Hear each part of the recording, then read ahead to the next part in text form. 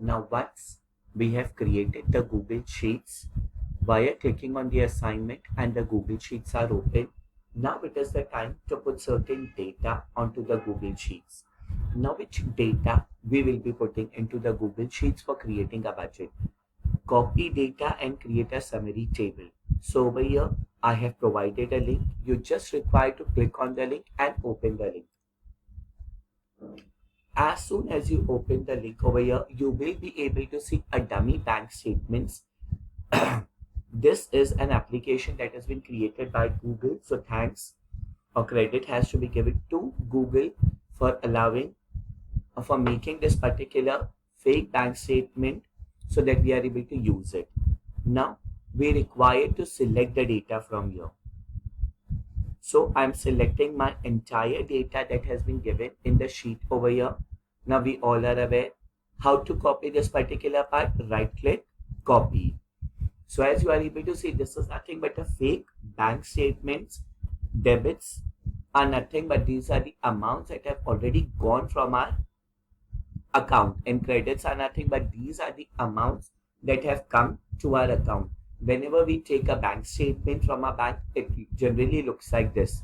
So I have already copied this particular part and I will be pasting this. Now right click over here, you will be able to see an option called as paste special and values only. So when you click on values only, you will be able to see that exactly it looks like the same way over here we have copied it. Then little bit formatting is there, we will be doing that particular part. But next I require 10 rows above this particular part. So what I will be doing, I will be selecting from number 1 to number 10. So this has been selected. Why I require 10 rows, I will make you aware about this particular part in the coming activities.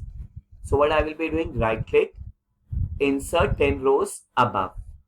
So you are able to see over here that 10 rows have been inserted over there. Once the 10 rows have been inserted over there, I require to freeze this particular part. What does freezing means to you? First I'll show you and then I'll exactly explain you what does freezing means to you. So over here, select the 10th row, go on view option, freeze up to row 10. Now see, when you scroll down, you will be able to see that there is no effect on the first 10th row. It basically is used to help just see or analyze our data more easily. Hence we are freezing some of the columns or some of the rows in this particular part. Now why we have frozen this particular part, I will show you in the next part of the activity.